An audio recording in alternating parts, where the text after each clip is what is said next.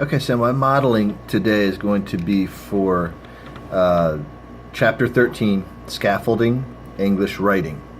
And this is for my ESOL class. And when working with English language learners, this is one of the strategies that you can use when looking at writing and grammar. And specifically, scaffolding English writing, you're going to be modeling, monitoring, and encouraging all at the same time. So you're modeling the strategy itself, and you are monitoring their work, and at the same time encouraging them by scaffolding, building up their work and what they're doing, because you're supporting that work. And one of the first things you can do is called informal writing, where they do an informal writing sample. And this is where you would take a picture, or they would draw a picture and then write about the picture. Now for depending on their level of English proficiency, they might draw the picture and then simply label what's in the picture, something like that. So you have to know really where their reading level is at and their writing level. One of the best ways to do that, especially according to the book, is to take a writing sample and know where they're at in their writing, in their grammar, in their spelling. The next thing you can do is what's called modeled writing, where basically you're going to take a simple sentence, the dog ran down the road, and you're going to read and point to each word when you're doing that sentence, and then you're going to reread it with the students so they read it with you. So it's kind of like repeated reading with that, which is another strategy. But this with scaffolding, it's a process because you're building up their writing comprehension. So then you have a writing journal once you get past this point that you can introduce them to. And the first step with that is you're going to provide them the actual journal to write in. Could be a notebook, could be just paper stapled together, but that's their book that they can write in, makes it their own. And then you're going to demonstrate the process. Same thing, they can draw a picture and then they can write about it each day as they're going through their journal. You do it and then the students do it. So you model it and then you let the students do it in their writing journal. And then what was unique that I liked about in the book as far as scaffolding goes is you're there encouraging them and building it up, where you can take sticky notes each day, and as you're walking around you can write on the sticky note something that you notice about their picture.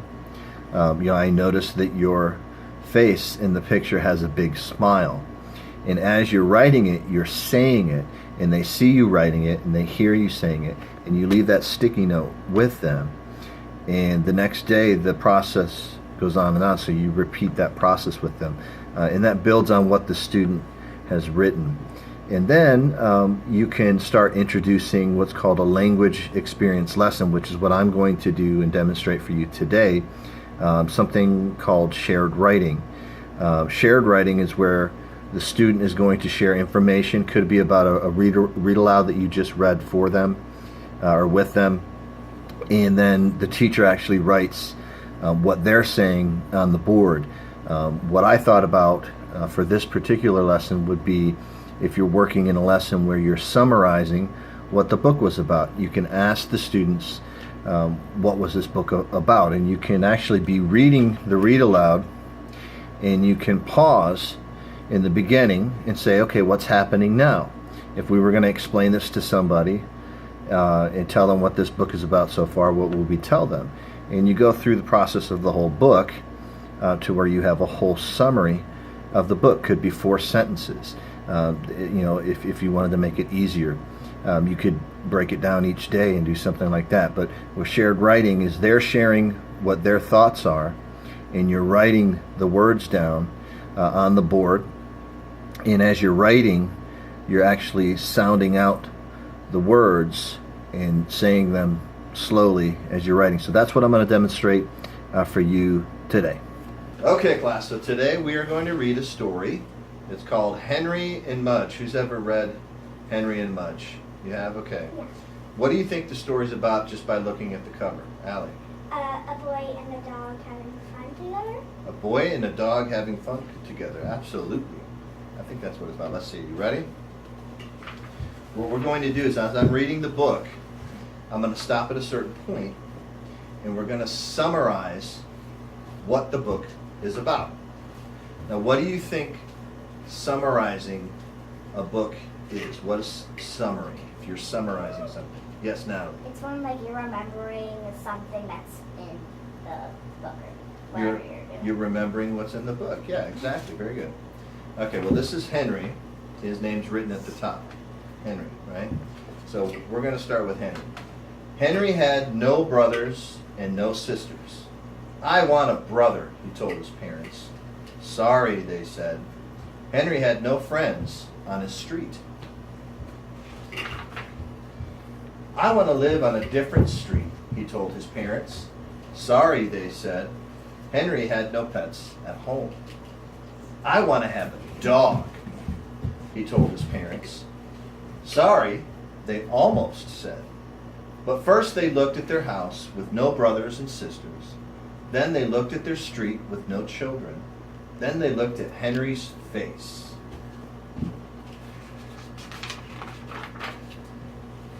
Then they looked at each other. Okay, in front of the camera. Okay, they said, I want to hug you. Henry told his parents, and he did. Okay, so I'm going to stop.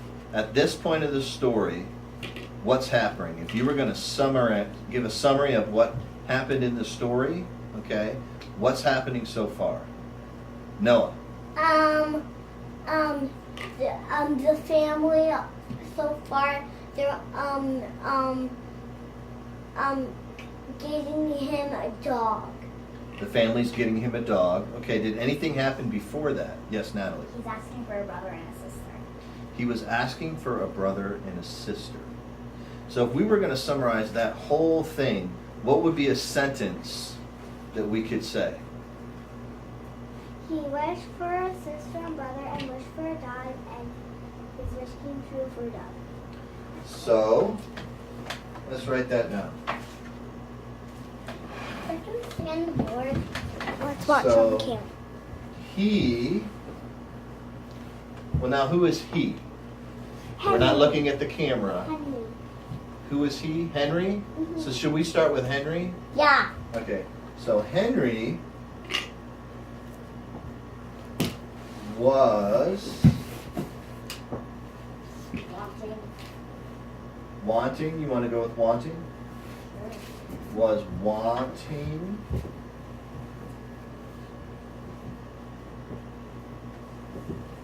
a, Brother and sister. what did he want? A brother? Sister, and a dog. And a dog. And a dog. A brother,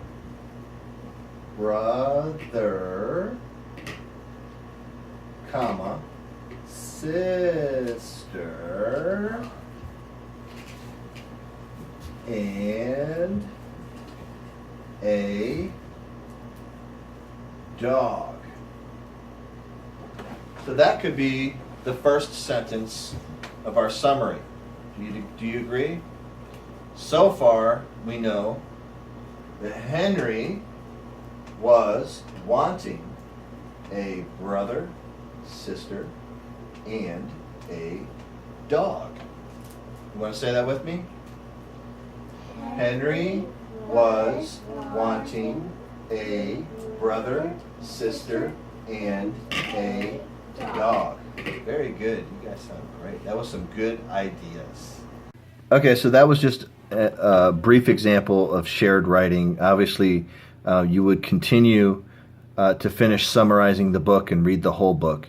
And then the next step after shared writing would be interactive writing. Now, interactive writing is at the point where the students are actually writing on the board or on the chart paper, where they would share.